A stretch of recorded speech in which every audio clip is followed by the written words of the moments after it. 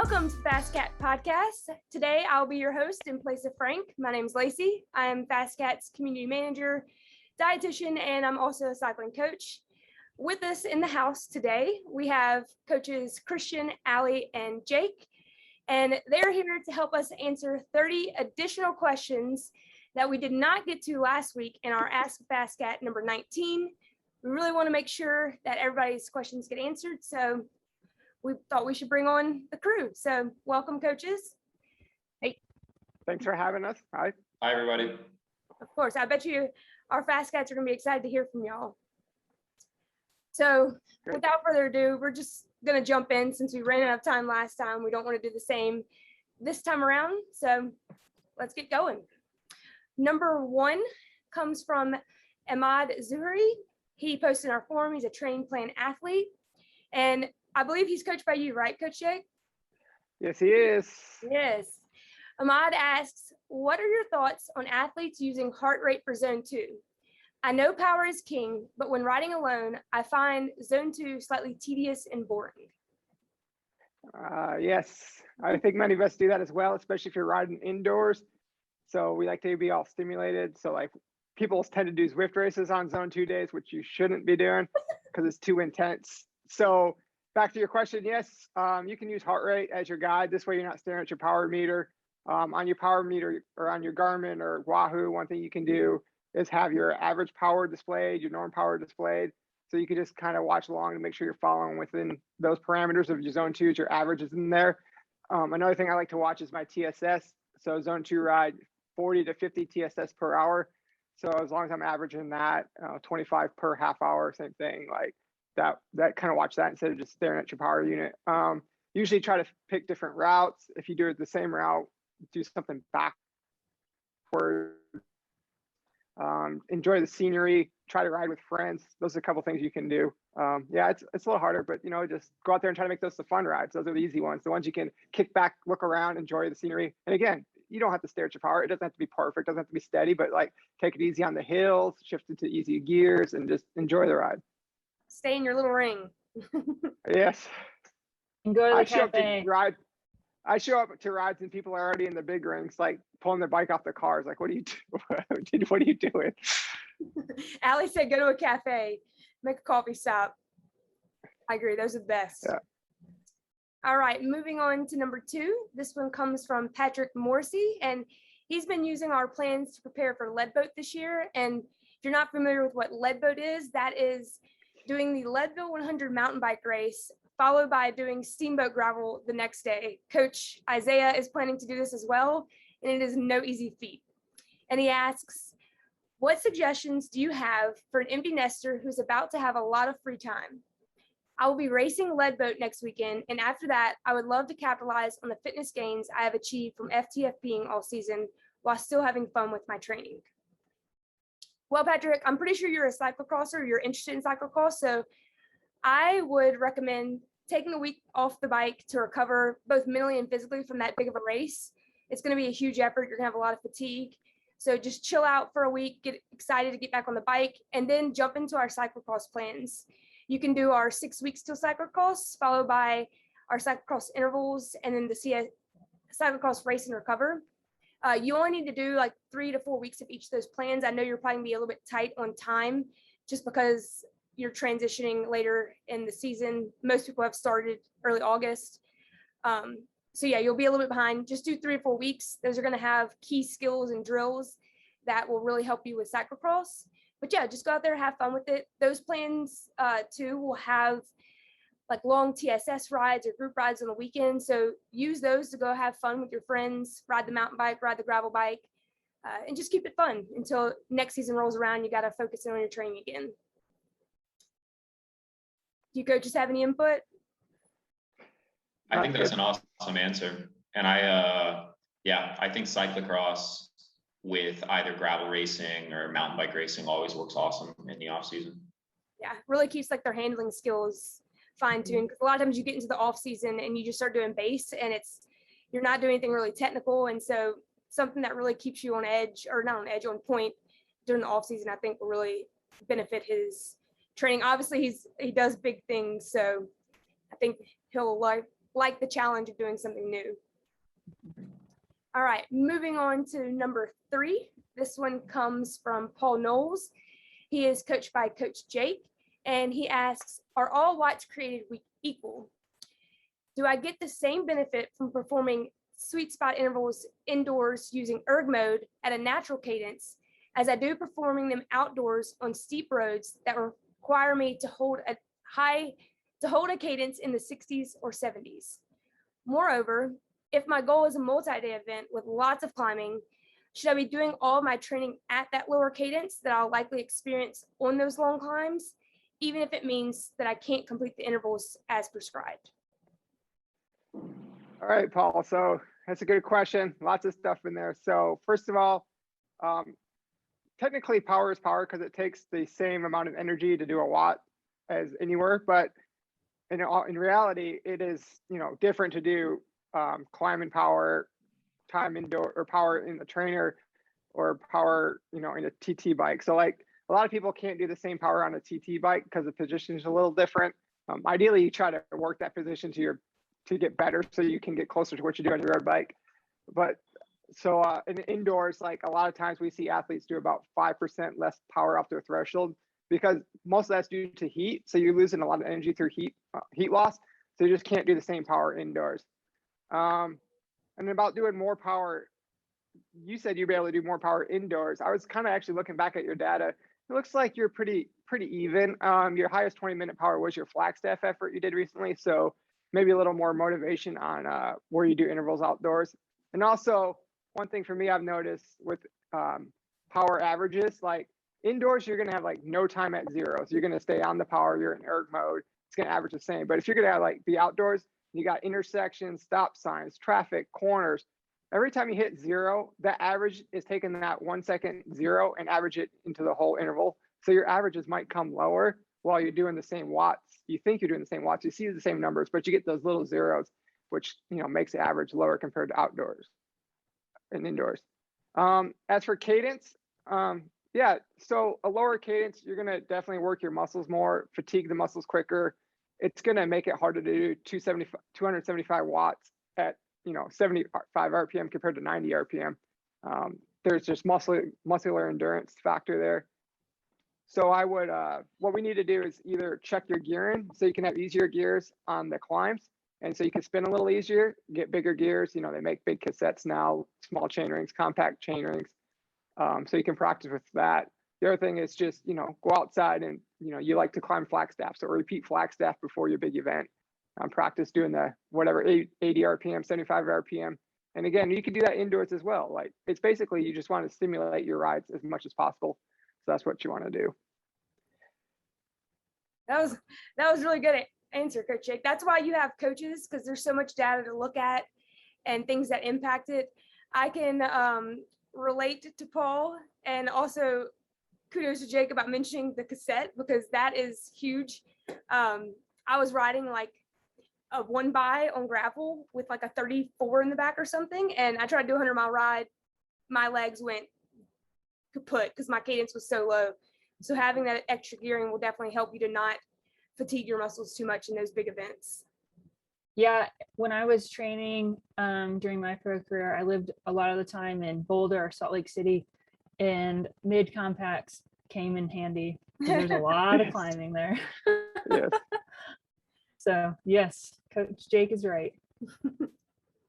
All right, moving on to number 4. This one comes from Josh Hicks, and he asks, my question is, how do I throw in an anaerobic block of training to really drive up my top end while keeping my CTL on the rise so that I can tackle the short, punchy climbs during a marathon mountain bike race?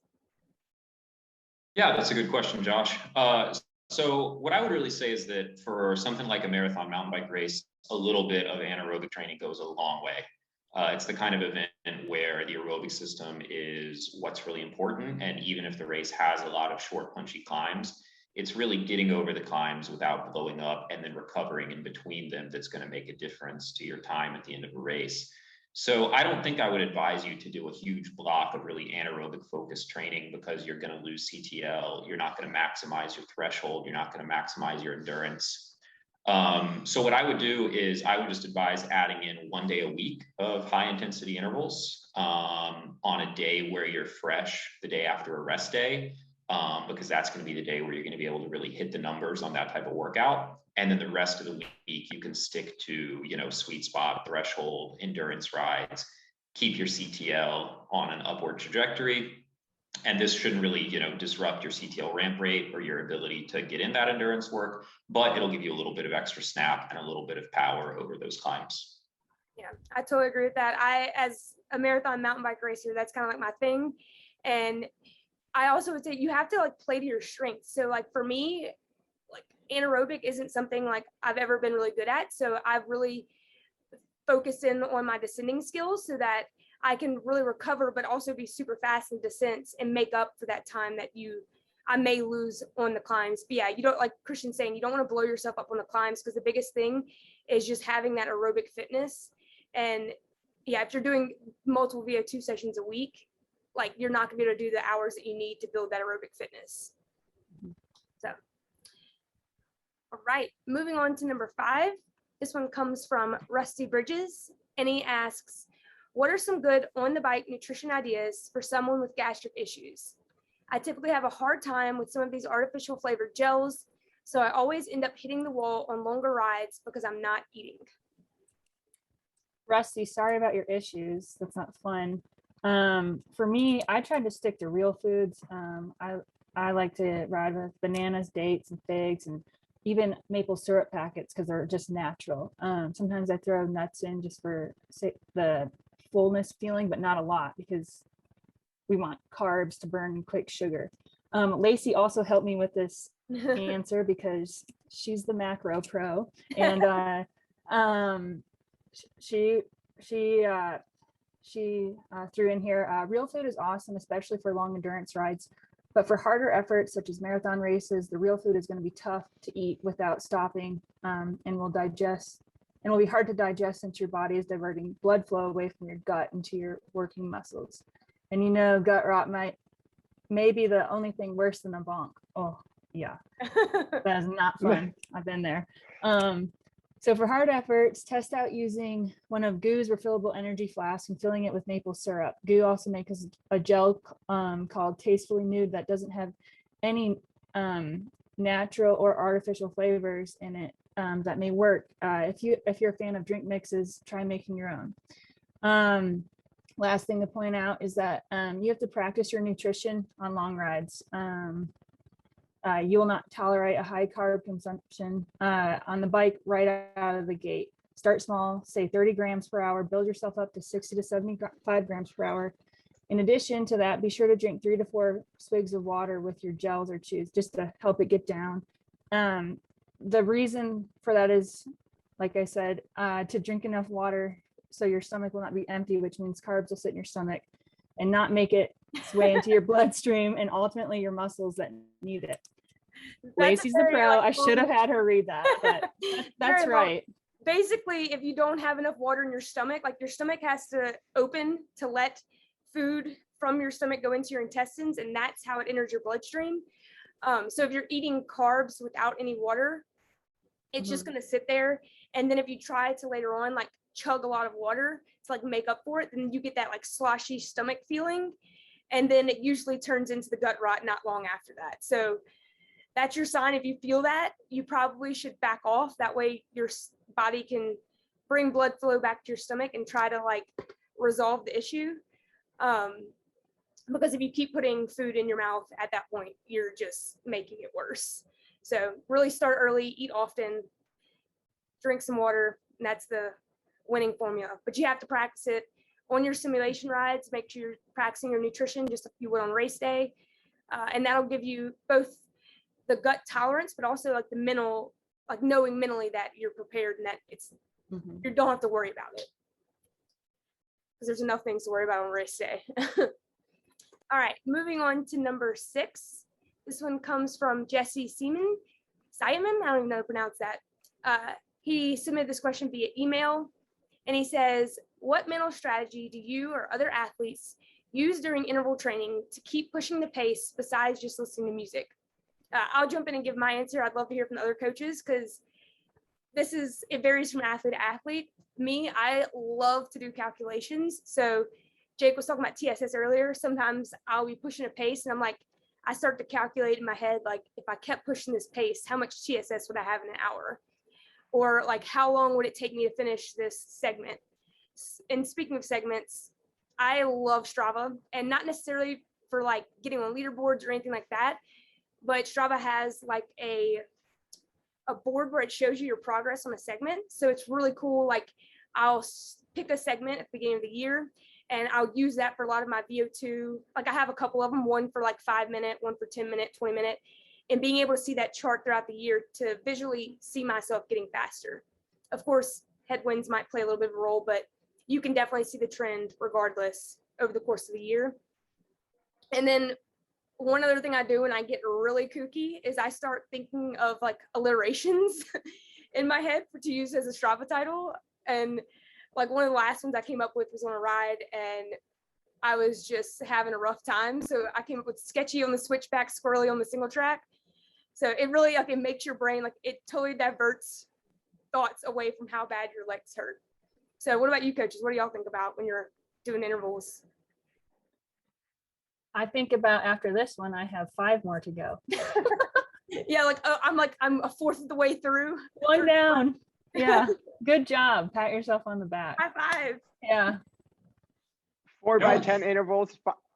4 by 10 intervals. 5 minutes in the first one, thinking you only have to do 5 minutes 7 more times. Yeah. Exactly. Big motivator. Lots of mental math. I gotta say the one thing that works like way better for me than anything else, and it's not really like a mental trick as much as it's a route planning thing, but I use the same stretch of road for the same type of intervals every time. Like I think there was a stretch of like 5 years where I did every VO2 max interval on the same hill. And I just find that that's so much easier if you have your VO2 max hill, your threshold hill, your TT bike course. And if you just have like 3 places you do intervals, I find it's way easier to get in a rhythm and just kind of knock it out. Yeah, and that's another way how I do. That's the same thing I do. You'll be able to see your progress over time. You're like, oh, I finished 30 seconds quicker this time. And you also know the route. So you like, there's not anything that's going to come in to distract you. So yeah, setting yourself up for success is huge. Yep. All right, moving on to number 7. This one comes from Josh Gray. And he asks, it doesn't seem like any of the bike computer companies have advanced TSS fields other than ride total. I would love a per lap TSS counter to help me meet prescribed workout TSS targets, or even perhaps an estimated live TSS per hour indicator. Do you know of any units that show this, or is there a mathematical reason why they don't show it? I'll take this one. So yeah, there's not one that calculates as far as we're aware. We actually talked about this the other day, all our coaches. All it does, it will show you what you're at live, like what you have done to that point. So one thing that Lacey was just talking about mathematics on her ride, same thing, like after at 15 minutes, I always look to see what my TSS is. And if it's like 12, you know, in an hour, if you keep that same pace, you can multiply that by 4 to get the hour total. After an hour, if you're going to do a 2-hour ride, if you double it, that kind of thing. I'm not really sure why there is not a mathematical reason why they can't estimate it, but I know in Training Peaks, like if you do the workout builder with your intervals and the zone 2 pace and you follow the plan, like you'll hit your TSS. So just follow the plan and you will hit your TSS. I know on the freestyle sweet spot workouts or group rides, again, you just have to kind of calculate that in your head and just watch it, you know, live. If you're going to come up short, just do more sweet spot. Yeah. Trust the plan. If you follow it, you'll meet the TSS. Yeah, it's pretty simple. Yeah. All right, moving on to number 8. This one comes from Luke Holton. And he asks, how do you reconcile sweet spot training with the 80-20 polarized concept? Are they complementary or are they different altogether? All right, Luke. So this is going to be a long answer. This might be our longest answer on the podcast, right? So, all right. So I just want to take a step back first, and I want to kind of explain where the concept came from, because I think a lot of people don't actually understand where this idea about polarized or 80-20 training came from. So basically in, the last 5 or 10 years, there's been a bunch of research done into the training habits of elite athletes, basically like taking their training diaries, breaking them open and studying this. And so they found that with some endurance athletes, training was very polarized. So a lot of low intensity and a lot of really high intensity, and that around 20% of sessions were high intensity and the other 80% were very slow. But the big but here is that this is only in certain studies. In a lot of studies, in just as many studies, they find a pyramidal distribution, meaning a lot of low intensity, because if you train 30 hours a week, you have to ride easy a lot or run easy or swim easy. A pretty good amount of middle intensity, so sweet spot, tempo, threshold, and then a little bit of high intensity. This pyramidal distribution tends to pop up in athletes who compete in longer events like you'd expect. So you always see it in cyclists. Like, I don't know of a single study that shows a strict polarized distribution in cyclists. It's more in rowers, in cross-country skiers, in athletes like this. So then, this intensity distribution is quite in line with what we think we would recommend, because you also have to remember that this is over the course of a season. So if you look over the course of a year and you do a period where you're doing a lot of sweet spot training, a lot of middle intensity training with as much zone 2 as you can manage with your schedule, and then you move into a period where you're in your race prep period where you're doing more high intensity, you're doing a little bit more of a polarized training program, your distribution for the year is going to be pretty pyramidal, like we talked about. So that's kind of the way we see things. The caveat also being that, pro athletes and the athletes being studied are training 20 to 30 hours a week. The actual distribution is going to be a little bit different in athletes who are training 8 or 10 hours a week. That just is natural. So we would say we see them as complementary, because we would say that we would have you train pretty sweet spot focused when you're building your base and over the winter and into the spring. And then you may do something that resembles a little bit more polarized training during the season and over the course of the year. That's going to give you a pretty pyramidal distribution. Obviously, it doesn't jive with like a hardcore 80-20 polarized year-round distribution. But we just don't think that there's any evidence that that's a good thing for cyclists, or that there's really any successful endurance cyclists doing that. So yeah, that's the way we see it. It's kind of a buzzword right now. So, it's the kind of thing that starts to get misunderstood as it gets popularized. But I think that, that's kind of our take on things. I would love to hear from some of the other coaches on this one, since, a couple of our coaches have been pro athletes and can share kind of what they saw other pro athletes doing as well. Just that I think it's important to have a well-balanced training plan. So, like you talked about, building your base is aerobic fitness, sweet spots, advanced aerobic fitness, you're under your threshold. And like you said, like we do transition into intensity and race in intervals, from base to race, as Frank says. But yeah, so and that's when you're doing more polarized training. When I tell my athletes, always like, go easier on your zone 2 parts than you would in the spring, because we're not building aerobic fitness. We want you to go harder when it's harder and easier when it's easier. So that's when we're kind of doing more of the polarized training. So it's not like we just do sweet spot training with FasCat athletes or FasCat plans. We have both, and we find benefits at training for both levels. And with these answers, I like to duck and cover as comments flying in right now, probably. Yeah.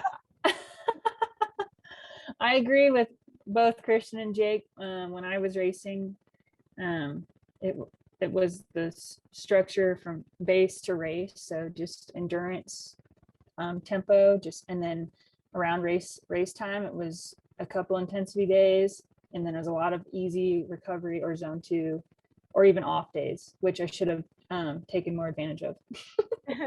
So listen to your off days and your body, or listen to your coaches at off days and listen to your body. Yeah. And like Christian was saying, like the polarize is great during the race season, because you have that super high intensity on the weekends, and it really allows you to fully recover and manage your fatigue throughout the season, so that you can, if you want to double peak, you're able to do that. Mhm. All right. After 5 minutes on one question, let's move on to the next. I'll be quick. This one comes from Phil Heyer, and he asks, what are some ways to bounce back after a setback like a crash? Well, crashing is not fun, and oftentimes it's scary to come back, especially if it was a bad one. But really take it easy at first to make sure your body is functioning properly. And then you can start riding with people you trust or by yourself. Just take it easy. And then once you're ready to start intervals, progress into hard rides like tempo sweet spot, not the hardest. And then after that you feel good, then you can get into threshold and VO2. You really want to take care of your body, or else you're going to delay progress even more. But if it's a bad injury, you need to talk to your doctor about when you can start training again. But use your best judgment, and just remember, you won't lose too much if it was just a little fall and you got some road rash. So don't worry about losing fitness quickly. You'll probably be back within a week or two. With bigger crashes, you just really need to be careful and wise, because at the end of the day, you are more important than your bike ride. So just be careful. It's really good advice. We had a similar question to this on our last podcast. And I mentioned with mountain biking, and that's any riding in general with the pack, is that hesitating is where, like, that's what's going to be the riskiest. So you really want to ease yourself back in, so you're not like, you get into a race situation, you kind of have a little mini panic attack, and then you hesitate, and then you get hurt again. So really, like, ease into it and take it slow and make sure that you're ready. All right, moving on to number 10. This one comes from Brian Manacero. He is a loyal FasCat, and he is a coaching subscription athlete. I actually just talked to him earlier this month. And he asks, I'm in the middle of Sweet Spot Part 4, which I'm using for some mid-season maintenance, since my A race will be Sea Otter in early October. However, I had a recent crash that will keep me off the bike for a week or two. As I heal and am able to get back on the bike, where do I pick up with my training in Sweet Spot Part 4? Where I left off with the next training plan on my schedule, or something else? So Brian, given that you're using Sweet Spot Part 4 to fill in that gap in your season, I really just recommend jumping right back into where you're planned for that day. I mentioned it when we talked last. Your fitness has been incredible all season. You've been racing a ton, and your training has been consistent. So honestly, take a little breather right now before you jump back into your XC intervals for Sea Otter. Just rest up. You've put in the work, and you'll continue to do so. So I'm very confident that you're going to perform well. My worry for you is that I don't want you to overdo it. Make sure you give your body a rest, heal up, so that you can perform your best at Sea Otter. Do y'all have any advice, coaches? Yeah, October is pretty far away still, so you'll be okay. Yeah. I know it's always scary. You feel like you're just like, oh my gosh, I'm missing out, and this is going to ruin everything. Well, it's not. Yeah. So like Lacey said, take it easy. Yeah, he puts in the work, so have faith in your FTFP, Brian. And right. Sometimes, sorry to interrupt. You're good. But No. I was just gonna say, a lot of times these little setbacks in the middle of the season set people up for really good late season results. Like, pretty often you see that people who crashed or got sick in the summer end up being really, really strong in the fall because they're both physically and mentally fresher than people who just went straight through. Maybe it's a blessing in Yeah, I agree. Recovery. It's crucial, and most cyclists don't like to take it, so sometimes you got to be forced. All right, moving on to number 11. This one comes from Matthew Scheeter. His name is Coffee in our athlete forum, which I appreciate, because every cyclist likes coffee. And he is coached by Coach Jake. Not Jake. Jake, you're a weirdo. Not Jake. I love you, but you're a This weirdo. is why- Coach Jake does not drink coffee. And apparently that's why I don't win bike races, according to Coach Allie. Whoa. I said he would have won more. I didn't say you didn't. All right, moving on. We'll talk later. Matthew asks, there's been a lot of talk lately about the value of a proper warm-up. What about cooling down afterwards? As stage races are approaching for me, how would I be cooling down after, or how should I be cooling down after each stage? I see the pros hop on the trainer after every Tour de France stage. What exactly are they accomplishing, and would it be helpful for me to do the same? All right, Matt.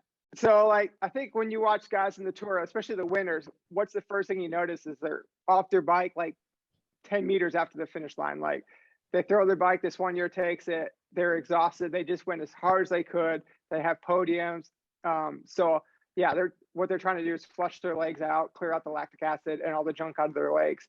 So like for normal people like us who aren't wished away to podiums right away, not photo ops and interviews, just like spin around the parking lot, 10 minutes tops, take a extra lap of the crit course after your race or two. You're just trying to flush your legs a little bit, get the heart rate back down to zone 1. 10 minutes is fine. You don't have to be on the train for 30 minutes. I wouldn't even bring a trainer for cool down purposes. Spin around the parking lot, spin to your car. That's good enough. It's pretty simple. Yeah. Don't overthink it. All right, moving on to number 12. This one comes from Christian Berry, and he says, I've heard that you can expect power output in the TT position to decrease by upwards of 10%. This makes me concerned about how to pace my upcoming TT as I don't want to blow up halfway through. That said, would you recommend I start the TT at my current FTP and try to maintain that throughout the race, or start at 10% below my current FTP and push up about halfway through? And he said, thanks for the advice, love your training plans. I've hit all-time PRs in my mid-40s following them. Lacey's nutrition plan is awesome too, and I highly recommend it for all. Thanks for the kudos, Christian. Yeah, first of all, I think it's natural I answer this question from one Christian to another. So yeah, I think that you definitely want to start conservatively, given that your FTP is probably not going to be quite the same on your TT bike as it is on your road bike, but 10% is just kind of a rule of thumb. So I wouldn't necessarily advise you to follow that. Instead, what I would do is make an estimation, do your hard intervals, do your race prep on your TT bike, make an estimation of what the power difference looks like, and then say, take another 2 or 3% off that and use that as your target power off the start. So that way you're going to be a little bit on the conservative side. You're not going to blow up. If you can speed up after the first quarter of the race, you should do so. But you're going to use a number that's a little bit more geared towards you, because 10% is a good rule of thumb, but you could be 15% or you could be 0. It's really a pretty wide range. Yeah. And Frank talked about something similar to this in the last podcast, and he would recommend that you get a bike fit because your power difference should not be that significant. And if there is, there's likely something else going on. So, and I'll jump in too. I know Frank, he's a big proponent of actually going off feel on a TT more. He's like, you should know how to feel. So like even like Christian said, long TT interval, like your long intervals should be done on your TT bike. You should ride your TT bike. You should get used to the TT bike. You should know exactly how you feel on the TT bike and the power you can do on that in the TT position. And I don't know how long your TT is. So like, if your TT is only 30 minutes, you should be able to ride over your threshold. Well, on a TT bike, slightly less. So again, it just practice, and watch your heart rate, watch your feels. Yeah. And like Christian said, yeah, pace it. Cause like early on, you're really motivated. You really want to go hard. Everybody feels great in the first 5 minutes, feels like a hero. So watch those first 5 minutes. Yeah. Like he says, so like get up to speed. And then like a TT is about speed too. Like if it's hilly or flat, headwinds, tailwinds, like sometimes you got to push the pace a little bit more in a headwind and rest on the tailwinds, or, get up over a hill and rest a little bit on the downhill. So it's not all power. It's about speed too. So there's a lot that goes into a time trial. And Allie can probably tell you more, as she's phenomenal at time trials. I used to be cool, but when I would start TTs, I had a coach and he was like, try starting at 90% because you're really going to be going 100%. And if you try to go out 100%, you're going to be going like 110 or 120%, which is a lead to blow up. So just feel your way into the course. And the best thing you could do is pre-ride, figure out where you can go hard, where you can kind of be conservative, like through cornering and stuff like that. And as crazy as it is, you could also, if you don't have the availability to pre-ride, you can use Google Earth and track your course that way and just see like where turns are when they're coming up, and you could use your race Bible to help you get through the course too. But yeah, take it easy, don't go out too hard, and most of the time you can ride your way into a really good race if you are conservative. Practice makes perfect. All right, moving on to number 13. This one comes from Harry Singh. He is actually from India and he's a training plan athlete. And he asks, I usually have a pretty slow start at cross-country races, but I do catch amateurs later in the race. How do I have a bomb start so that I can stay with the lead group? What specific workouts, if any, should I do?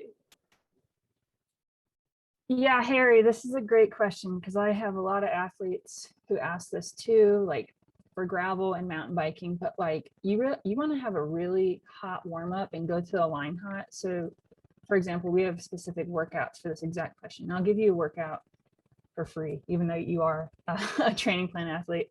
So one of our warm-ups is 10 minutes as follows: 15 seconds full gas into 45 seconds, zone 6, 2 minutes, zone 5, 4 minutes, zone 4, and 3 minutes, zone 3. And you want to try to do that as close as possible to the start of the race and make sure you've gone to the bathroom and everything. Getting off the line is so important because it's a cluster, it's chaos, and a lot of people crash, a lot of people mess up there, and that could just end your race day right there, or else you're going to have to put in a harder effort later to catch up to the front group. So go to the line hot, have a good warm up, and then really set a hard pace after that start, and then things will fizzle out. Yeah, that's really good. You got to have those legs for the very beginning. That's almost every race start. You're going to go super hard and you can kind of settle back into your like race pace effort. All right. Number 16 comes from William Speth, and he asks, how do you improve fatigue resistance for 24-hour and ultra endurance races, or 24-hour events and ultra endurance races? First off, number one thing is to follow an off-season plan and really build your base. Do those super long rides, and then as you move closer towards the season, make sure you're doing those big weekend rides again, back to back. And then you can up that by throwing in some like sweet spot and threshold efforts towards the end of those rides so that you're really pushing the pace at the end. But I think really the biggest thing here is doing rides back to back. You're gonna be fatigued going into the second one, and you start to learn how far you can push yourself and like what is actually your capability, because it's usually a lot more than you think it is. Another thing you could try out is doing like 2-a-day rides. So do like a really hard interval ride in the morning. I say really hard, but it could be like 2x15 threshold intervals, and then later in the day do like a 2-hour zone 2 ride if you have the time for it. By doing that, you're not as full in your glycogen stores, so you're riding a little bit depleted, and that's really going to help stimulate the fatigue that you're going to feel in these events. I see the pup Allie in the background. Yeah. So to piggyback off your back-to-back rides on the weekends, one thing I've had other athletes do that have done long events is you're going to start one Saturday evening, afternoon, evening, finish late at night, like 8 p.m., 9 p.m., turn around and start the next one the next morning at 6 a.m. So it's not like full recovery between trying to do those close together. And then also with these long events, like the important thing is pacing and nutrition and hydration. Like if you start too hard, if you don't properly hydrate, you don't properly nutrition, you'll never make it through it. So like that's really what's going to make you through it. You can the best you can do is follow the plan, like Lacey said, do endurance training, build your base, and practice staying up 24 hours, which I struggle. So yeah. I think the one thing is great is do if you have the time, either do our 32-week off-season plan or our weights plus base, which is I think 16 weeks, and then jump into something like our Leadville plan or our hot route plan. I always struggle to say that word, because those are going to be super big on the hours, and they're going to help you to build up that fatigue resistance. All right, moving on to number 17. This one comes from Russ Bainbridge, and he says, I've noticed my pedaling style is different on a fixed trainer versus on the road, gravel, or the mountain bike. To counteract these effects, I have a rocker plate for my trainer, do lots of core work and yoga regularly. I also concentrate on my form while on the trainer. Is there anything else I could be doing to help with the differences in pedal style and form? Yeah, Russ, this is a pretty interesting question. I'm going to look at the answer from maybe a different perspective than you thought about it. You seem to be focused on what you're doing when you're inside. I would focus on what you do when you are able to get outside, because you're never going to totally mimic riding outside when you're indoors. So when you do get outside, the first thing I would do is mimic your goal events as much as possible. It sounds like you ride 3 bikes, but if you're preparing for a mountain bike race, ride your mountain bike as much as possible. Just put away your road bike for a while, maybe mix in a bit of gravel, but you don't need to be taking away from that time on the mountain bike if you're only getting outside to ride once or twice a week. Same thing goes if you're preparing for a road race or a gravel race. Use the bike that you're going to race on as much as possible. And then the other thing I would do is when you're doing intervals and specific workouts outside, I would take advantage of the things that you can do outside that you can't do indoors. So if you're doing like a sweet spot bursts workout, do the bursts standing. If you're doing a VO2 max workout, do the intervals up a steep hill, just to take advantage of things that you're never really going to experience indoors. And as long as you're getting out and riding once or twice a week outside, I don't think you're going to have any problems translating that indoor fitness to the bike outdoors. Yeah. The only thing that's hard is if you're going from like indoors to like a mountain bike event. And like Christian was saying, if that's the case, definitely get outside and ride as much as you can, because those technical skills you have to ride outside to get them. But yeah, ride the same bike that you're going to race on. It's very important. All right, moving on to number 18. I'm really curious if this is his real name, but this is his name in the forum and all of his files. His name is John Livingood. And I kind of want your last name, John. And he asks, I'd like to hear your thoughts on doing intervals at a higher or lower cadence than my self-selected cadence. I ask because I've noticed during my unscientific study of N=1 that when I add in a rolling single speed ride 1 time a week, I become stronger on long climbs with varying grades where cadence, sitting, and standing vary in length. Is there a good way to stimulate a single speed workout like this during my road intervals so I'm more efficient on the longer climbs? P.S. I know coaches usually don't like single speed workouts, and I'm totally on board with structured training of the energy systems, but I really think that there could be some benefit here. So I'll take this one. So if you find something that works, just do it. If you think your 1 time a week works for you, then do it. I'm sure there's some benefits to that. We do have athletes do higher and lower cadence workouts. Typically we do these in the winter. We have our athletes do muscle tension intervals, sprints, and stand and start workouts that focus on building muscles with lower cadence work on the bike. But for the most part, we always just default to select the cadence. Even with wider ranges, if you're properly geared, you should be able to find yourself between 80 to 95 RPM in most situations. Go back to that question with Paul, where it was just like proper gearing, you should be able to find your right range. If you know that you will be doing an event with steeper climbs and find yourself under 80 RPM, again, then you may look into finding easier gears for your bike or do lower cadence work with your intervals. You want to get you want to simulate what you're actually going to be racing on. So if you're going to be doing lower cadence, then go ahead and do lower cadence workouts. One thing I've done with people in the past is if you're going to do 3x10 threshold intervals, do the first one at your 90 RPM, do second one at 75 RPM, and do the third one back at 90 RPM. That's an option for you. But like whenever we're in the base building phase or working on, like we want to work on your VO2 or your threshold, we're not working on specific race situations at those times. We're working on physiological adaptations. So that's why we say use your normal cadence. Once we get to that like 4 to 6 week window before a race, that's when we can kind of do more specific things based on your event.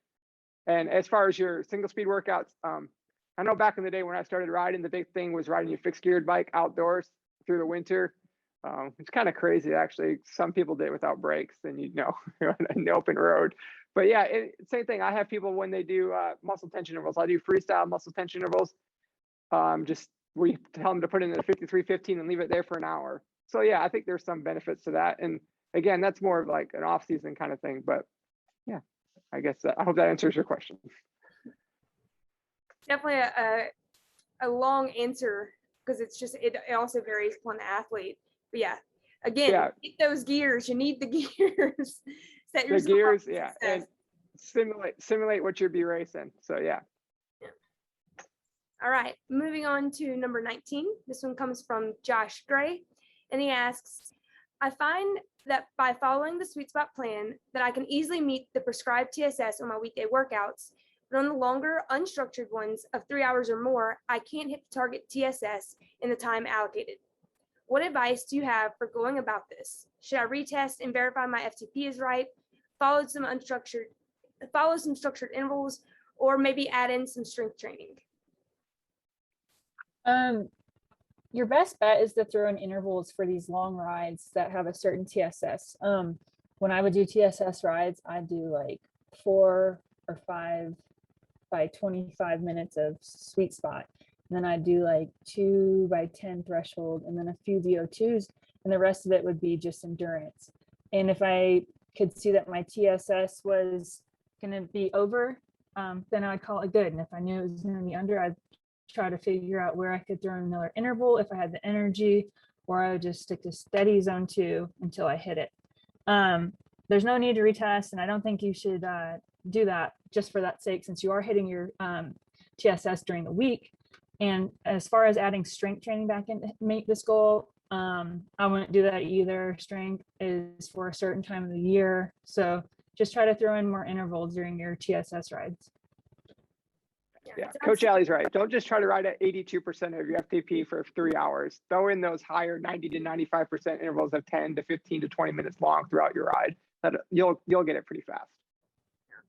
Sounds like he likes to just go chill on his weekend rides, which you can't blame him. Trying to keep it fun. You could also try to join a group ride and sit in a little bit more. That'll get your TSS up very fast, and you'll get home quicker.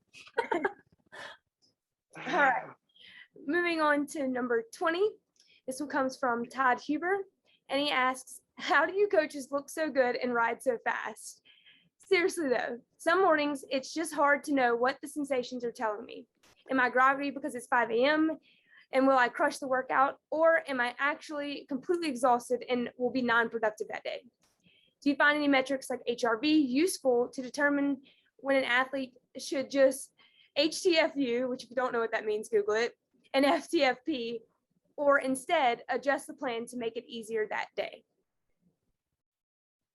Yeah, so I kind of like combining two methods. I've always used the old school method of going ahead and warming up no matter how bad you feel, trying the workout and seeing after the first interval or the first effort how you felt.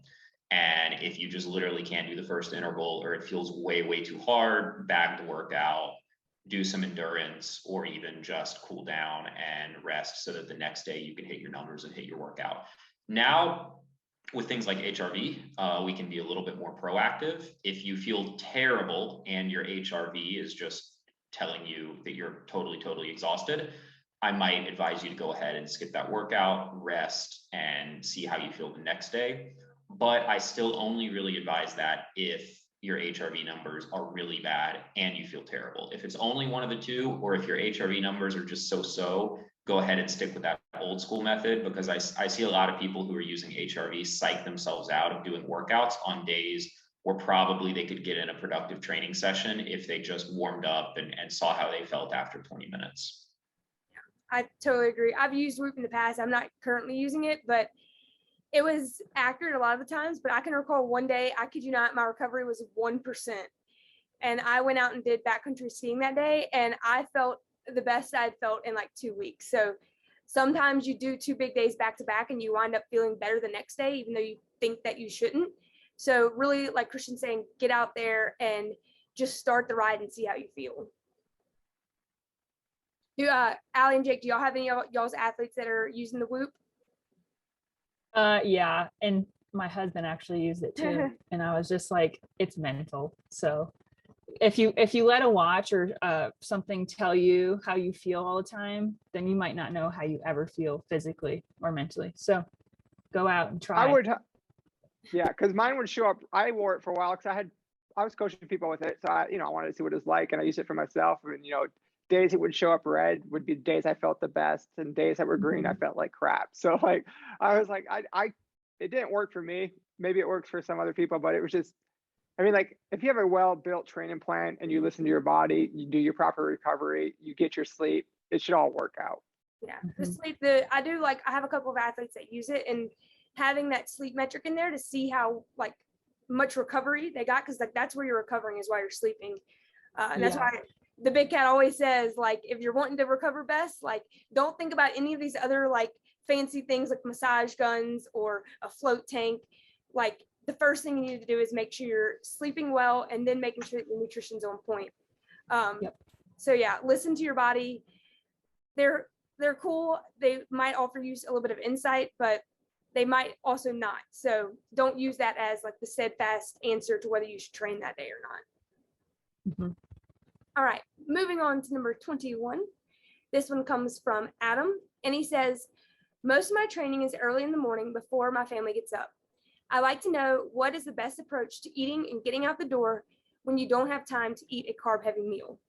So we left this one in there, or I left this one in there. We get asked this a lot, but I feel like it never hurts to reiterate it. For these early morning rides, you don't have to do like some big giant meal. If it's a race, yeah, get up at 4 a.m. and ensure that you're getting in a carb-heavy meal. But for your weekday rides, like, you can eat something super simple, like a banana and peanut butter, or like a half a bagel, or a packet of instant oatmeal. And then 20 to 30 minutes into your ride, then start taking in like a gel, and keep doing that every 20 or 30 minutes. That way you're keeping your blood sugar stable and you're able to execute your workout. You'll also have, if you eat well the night before, you'll have glycogen stores, which is just the storage form of carbohydrates. You'll have those stores built up, and you'll be able to rely on those for your workout.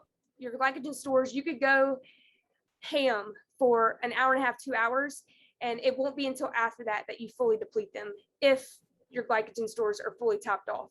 So make sure you're eating well the night before. Have a small snack just to kind of get rid of those hunger pangs, and go do your ride, come back home, maybe have breakfast with the kids, the family. And yeah, don't overthink it too much.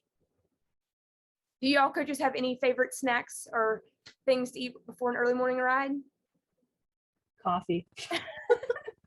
I knew you were going to say that, Allie. Single origin coffee, y'all. That's Allie's favorite. Yes, it is.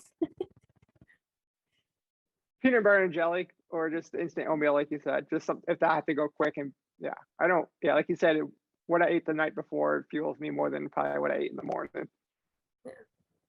Yeah, I like to go like a banana and a glass of orange juice if it's really early, because I don't want to eat anything like oatmeal with fiber in it. I just want to throw some sugar in my body. So yeah, well, it's funny, me before, unless I eat, like, I can have instant, but if I eat regular oatmeal, like anywhere close to my workout, it's horrible. I can do instant. I don't know, like, I know it's not that big of a difference, but like, my stomach just feels like heavy after a big bowl of oatmeal. So that's why I love peanut butter toast. I'm a peanut butter-aholic. So that's usually one of my go-tos as well. All right, moving on to number 22. This one comes from Ryan Huslin, and he asks, my question relates to balancing family with cycling. My son just turned 1, and as you can imagine, is a handful. I'm currently spending 10 to 12 hours a week on the bike. And while my bike has been accommodating, that would have been funny. While my wife has been really accommodating, the strain of the longer rides add to our relationship is often evident. Do you have any tips on how I might achieve better harmony with my wife when talking about my goals on the bike and our goals as a family?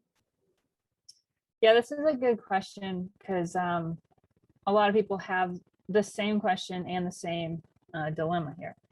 But what you could do a few things, really. You could bring up the idea of shorter training hours during the week and still hit your goals. If you follow our sweet spot training plans, you get more bang for your buck that way anyways. Or ask your wife if getting rides done earlier in the morning will work better versus other times of the day, so you're available to help. Or you might just have to skip rides because of family obligations, and that's okay. Frank put out a podcast. It's called the Relationship Podcast, and I suggest you listen to that. But yeah, really talk it over, figure out what works. Maybe you can only ride Saturday and not have to ride Sunday type thing, and you're just gonna have to deal with it, really. But yeah, you and your wife, you'll figure it out. And like I said, sweet spot training, you'll get more bang for your buck. Yeah, communication is key. Yeah, I know a lot of people that get up before the family gets up to do their weekend rides, or, you know, if you're 1-year-old, usually kids at that age will be napping, so plan your rides around their nap times. But yeah, work it out with your wife. It may mean you have to ride Swift, so maybe you tell your wife she can go get You might be- outside and get her time herself while you ride for Swift sure. while the kids are napping. Yep, Coach Jake would know because he's like the king of Swift over there. that's because of 3 kids home all the time. Yeah, it's definitely probably more productive to do the Zwift than have them outside riding their bikes with you. That'd be like, Slow me down. yeah, zone like 0.5. Not even. Yeah. All right, moving on to number 23. This one comes from Brian Young. And he asks, when training in high humidity and high temps, is it best to accomplish the work when it's cooler in the morning or to work out at the time of the day when my goal event may occur? Why not both, Brian? I think that's the real answer here. You should do a bit of both. Adapting to heat is really important for competing in warm temperatures, but it's going to compromise your recovery. The quality of your training is going to go down a little bit. You're going to fight things like chronic dehydration. So I advise people find a balance of early morning workouts that are going to give you quality training and not stress you so much, and workouts that are going to give you a little bit of heat stress and heat adaptation and get you ready for your goal event. The exact balance depends on how much you're training, how hot the temperature is where you live versus where you're going to race and things like that. But as long as you're doing a couple days a week of each, you're probably going to be okay. And if you're doing very long rides, I always advise you get out early and get in the majority of that long ride when the temperature is pretty nice. And then maybe the last hour, 2 hours, it starts to get hot. And that way you get a little bit of heat adaptation at the end of that long ride without totally smoking yourself and coming back like 6 pounds lighter than when you left and needing a week to recover. Yeah, I agree. You want to be recovered and you don't, but you also want to be prepared for those longer hot rides. All right, moving on to number 24. This one comes from Matthew Galwacki, and he asks, after watching the Olympics, I couldn't help but notice a couple of interesting bulges under a couple of riders' skin suits, under their arms, or the heart rate strap. After some digging, it turned out to be a core body temperature monitor, a little non-invasive core body temperature monitor that goes between your heart rate strap and skin to measure and transmit your body temps to your head unit. What are your thoughts on the usefulness of this in both training and racing? Let me say, me too. I'm very interested in learning more about this. I have a few athletes that really struggle in the heat. Seems like some more than others. So I actually have an athlete that struggles. I actually just bought it. So I look forward to reviewing his data with him and sharing it with all the FasCat audience, what we can come up with, the conclusions, see if it can benefit anybody. So stay tuned for that. So we can actually should be able to see what his core body temperature is and how to keep it cool as possible, see how doing efforts increases his core temperature, see if doing less efforts actually does benefit, like if in a race, like when it was hot, even for myself, even before any of this, I knew like I could probably do a couple less efforts than I could before, just because like once you go into the red, it feels like it's really hard to come back. But and then we'll do some heat adaptation, riding in the middle of the afternoon as opposed to the morning, and see how that affects his power compared to the temperature of his body and all that. But yeah, it's all new to us too. So yeah, I look forward to getting more information on all that. Yeah, I would love to see like comparisons of different athletes, because some people say that they're great training in the heat and others say they're not. So maybe look at their power as their body temperature changes and see like, is there a correlation or a difference? Do people actually excel in the heat? So lots of data to come out from that for sure. All right, number 25 comes from Peter Rudge, and he says, I'm fairly new to training. I get excited about riding, lifting, and training in general, and I look forward to it. I keep hearing that recovery is just as important to improve your performance though. So what tips do you have to help me get excited about the recovery part of training plans? How do you make it more than, quote, not training? And he says there needs to be a Strava for recovery KOMs. Yeah, well, Peter, I said if you FTFP, you should be wanting your recovery days. especially if you're nailing every workout, just know that recovery days are beneficial. You get faster and stronger with these days. It takes time to get used to taking rest days with the training process. So just trust it and see after you complete your recovery or active recovery days, you'll come back stronger over time. Things to look forward to on your recovery days or active recovery days, like you can get a massage, you can just go for a light spin to the cafe or something fun. But recovery is so important. You put a lot of stress on your body, and if you continue to do so, it won't respond after a while, and you'll need to sit out even longer. So take those rest days that are suggested. Yeah, you don't want to overreach into the season when you're really wanting to peak because you didn't take your rest days.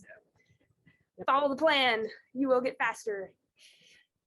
All right, number 26 comes from Kyle Turcotte, and he says, my question lies with the mental and physical breakdown. I race on a cycling team out on the West Coast, and consistency is key, but it also means physical and mental breakdowns. Maintaining long miles throughout the week, like 200 plus, has led to a knee issue and motivational struggles. What do you recommend for cross training that, one, could help build overall recovery or build overall strength instead of overworking the same muscles, and two, to help keep things fresh as you still want to pursue one sport yet need to mix it up? Nope, I think you're I think I was muted. So I think that all of us coaches at FasCat are fans of strength training in the gym in the off season, and then during the season keeping up with some yoga foundations training or another sort of practice that's going to keep you strong and mobile and flexible and all those good things. But in your case, it sounds to me like you're under recovering and you're pushing things a little hard and looking for more to add on top of that, other than maybe, like I say, a bit of yoga is the last thing you need to do. I would suggest prioritizing recovery, meaning, as we've already talked about, good sleep, good nutrition. You may need to throw in a couple more rest days and rest weeks during your season, because it sounds like you're kind of pushing yourself to the edge. In season, adding more stress in the form of cross training really isn't going to be the answer if what you are dedicated to is cycling. So I would focus on recovery for now, and then I would plan some time this off season to have a little bit of a mental and physical break, then get into strength work. And then during your early build and preparation periods, you have time to do some cross training, do some other sports, things that you like to do while overall training load is a little lighter. And so just plan that. That's going to be really nice for you. But, right now, I think that adding more training on top of what you're already doing is the wrong answer. 100% agree. You got to have that mental break or else you're going to be exhausted. And it's very easy to compare yourself to all the people that you're riding with and how fast they look, but you don't know what they're doing. I mean, you may, but you don't know how hard they're going throughout the week. And chances are, if they're super fast and they're fresh, it's because they're taking their recovery days like they're supposed to. So recovery. All right, moving on to number 27. This one comes from Nate Adele. And he says, nutrition for during a ride was addressed by FasCat's dietitian, Lacey, recently. I know that the importance of having a post-ride recovery drink soon after completing a ride, especially a big one, has also been discussed. Right now, I'm looking for some guidance, though, on the most effective fueling strategies for stage races or multi-day riding, specifically when those days will include 6 to 10 hours on the bike. Should the evening meal between stages be more carb-focused, protein-focused, or a more balanced breakdown of carbs, fat, and protein? Lacey and I shared this answer, but the main goal is to recover after each race with a protein drink and carbs. And honestly, carbs will be your best friend here. I'm gonna let Lacey take over though, because this is her area. Yeah, I nerd out on this stuff, and I love like multi-stage events or just big rides. The biggest thing is going to be eating a hefty breakfast, fueling enough early and often during the ride. So you're getting at least at the minimum, if you're doing like a long endurance ride, is 45 to 60 grams an hour. If you can tolerate more, that's great. After you finish, of course, have that recovery drink. Combine that with like more carbs. Like Allie said, carbs are your best friend. So maybe have like a bagel on the side with some jelly. As far as like a macronutrient breakdown goes, we're talking like at least 65% carbs, 15% protein, and 20% fat. A lot of athletes might be like, oh my gosh, only 15% protein. But the thing is, for these rides, 15% is actually, or these big days, it's actually a lot because your calorie needs are so high that 15% of 4,000 calories, I can't even do the math in my head right now. I'm not going to try, but I promise you, it is well over 1.5 grams per kilogram of body weight of protein. So really, really, really focus on your carbs. Like I said, like rice, pasta, pancakes, dried fruit, mangoes, super high fruits are going to be your best friend. And yeah, be prepared. Like have your meals planned out. Sometimes if I'm out in the wilderness, I get like the camping meals and look at those, see how much carbs they have. There's one that's like mango rice or something. It's actually really good, but it's like 90 grams of carbs a serving. So like that's huge. Definitely take advantage of those and take pre-cooked rice, bread, things that are really easy to snack on and get your carb intake up so that your glycogen stores are topped off the next day. And then of course, make sure you get enough sleep. So like yeah, like when we did stage racing, or I did, you'd start on a Wednesday and end on a Sunday. And by the time Friday morning came, you feel like you ate a buffet already, but you're gonna want that food because come Sunday, you're either gonna make it or you're gonna be off the back further than you want to be. And you'll be grateful for all that food you've eaten. And your body's just burning the whole time as you sleep too, that it's just so hard to catch up. So eating really, really good carbs and fat and protein are gonna help you get through these long 6-hour races. Yeah. Especially if they're back to back. You need more than you think. And that 20% fat that I was talking about, really aim to eat that later in the evening. So that way, because fats keep you fuller for longer, that way you're not waking up in the middle of the night with hunger pains because you've burned so many calories. So yeah, heavy on the carbs throughout the day, a good bit of fat at night, and then protein, of course, sprinkled throughout. All right, moving on to number 28. This one comes from Daniel Vins, and he says, 2 years in a row now, I have finished the 18 weeks of Sweet Spot, feeling as though I was in good form, and then went on to do the Strava hill climbing plan. Both years, I've increased my FTP after the Sweet Spot plan, only to struggle to hit any of the threshold efforts in the Strava plan, and I end up having to take an extra rest week in the middle of the plan each year due to what feels like overreaching. Given the FTP increase after sweet spotting, as a coach, are you expecting the athlete to hit the higher Supra/FRC threshold in VO2 targets, or are they more of a dangling power target out there as a way for the athlete to reach for something higher, which through the process would lead to the FTP continuing to get driven up? Okay, well, first of all, congrats on the higher FTP and increasing that, which is great. This is a little specific question without seeing your data and your training peaks be hard to completely answer, but I'll try. We would expect most of our athletes to hit these power targets that we put into training peaks and into our training plans. These aren't just mythical numbers. Most people can hit the numbers, so you should strive to be able to hit those numbers. With sweet spot training, that is what makes you strong, but interval training is what makes you fast. So that's the intensity. The first thing is make sure you are adding a rest week between the end of the sweet spot plan and the start of the interval plan. So there's not a built-in rest week at the end of these sweet spot plan and not at the first week of these interval plans. Some people, like for us, it seems like common knowledge, but for some people, it's just not. So you should be adding that rest week. It should be easy because the last 2 weeks of that 18-week plan is really intense. And of course, then you go into intensity. So you'd be talking about putting 5 weeks together, and there's no question you would be tired come that 4th week, and 5th week would be overreaching. So I would check to make sure you do that. So again, you should be able to hit these targets. So with interval training is more intense. So you do need more rest. So make sure you're getting enough recovery between your workouts. The key workouts, usually these interval plans are Tuesdays and Saturdays. So they follow off days. So the other days, Wednesdays, Thursdays, and Sundays, you might want to make sure are less intense and that are not too hard. normally those Sunday rides should be zone 2. So that way you come Monday after a rest day, and then come Tuesday, you're ready to go again. Make sure that your zone 2 ride in between the intervals is easy. You're not overstretching yourself lower end. Again, you want to focus on the hard parts of the training, and everything else should be easy. So go harder when it's harder and go easier when it's easier. And I guess without looking, I hope that kind of helps your answers there, and you can get it figured out. If not, get the coaching subscription or hire a coach, and we'll gladly help you out. Yeah. All right. Moving on, moving on to number 29. This one comes from Thomas Klein. He is coached by Coach Isaiah. And he asks, what are the real benefits and or downsides of compression boots, massage guns, and electrical stimulation? Do you really need any of these? And if so, which is best?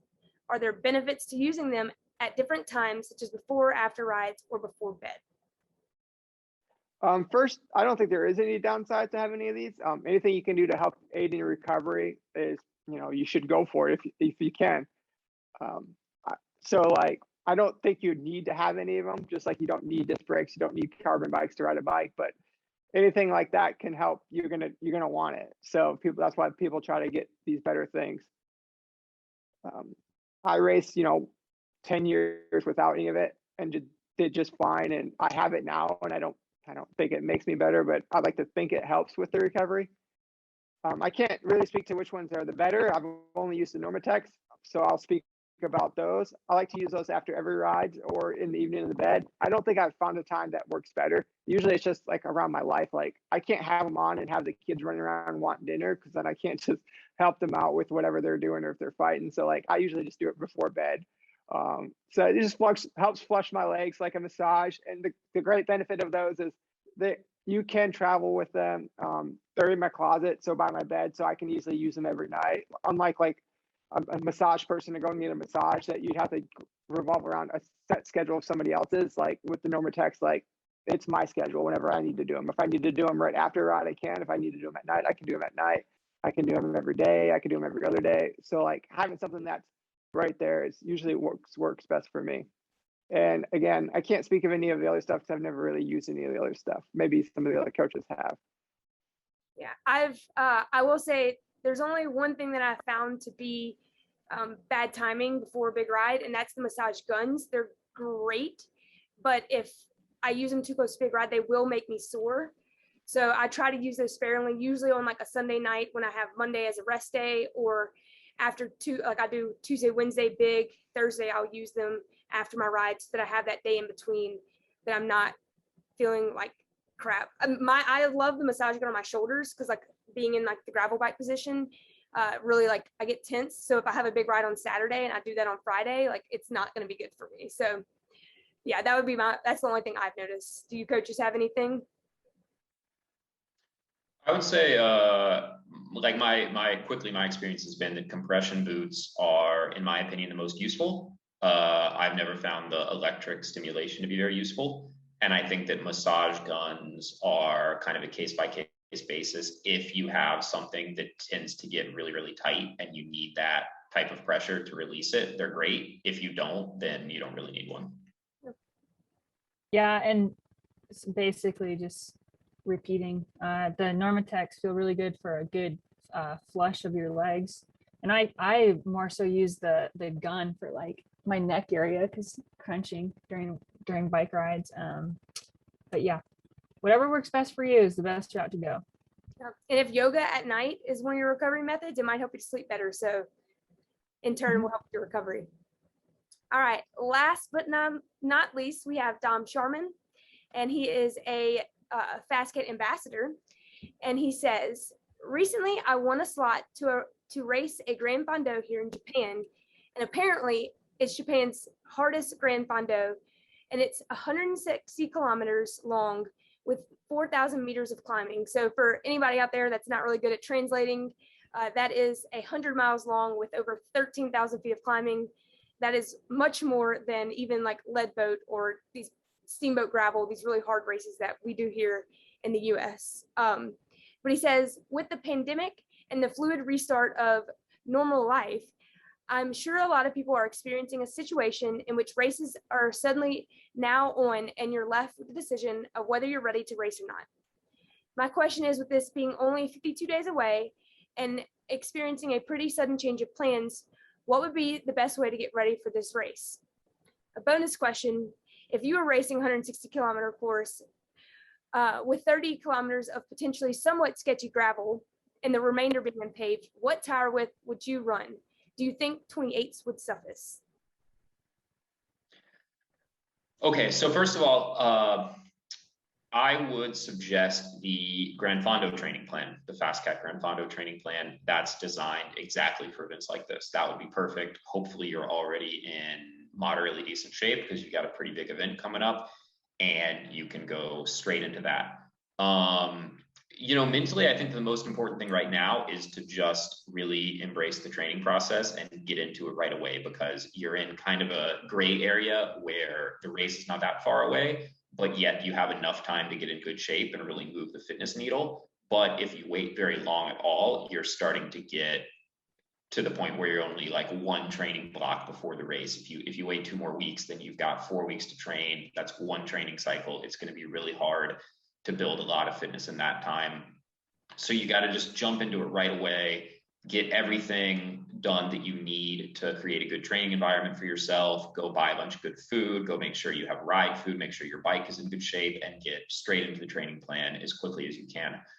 And you've got enough time that, you know, I think you can be ready by race day, but just don't mess around. If I were you on the tire front, it's hard to tell exactly what sketchy gravel means by just a comment. But unless it's really, really terrible, I would try to run 28 road tires, just because that's still 130K on pavement. And if you try to run a full-on gravel tire, you're just going to lose so much time on the paved sections. So I would run a 28, and if you have to be a little careful in some corners or on some gravel descents, so be it. On the other hand, I would make sure it's a tire that's got pretty good puncture protection, or something like a tubeless tire with sealant, just because you know, the time you're going to lose changing tires on the side of the course way outweighs the time you're going to gain by running a faster rolling tire. I totally agree.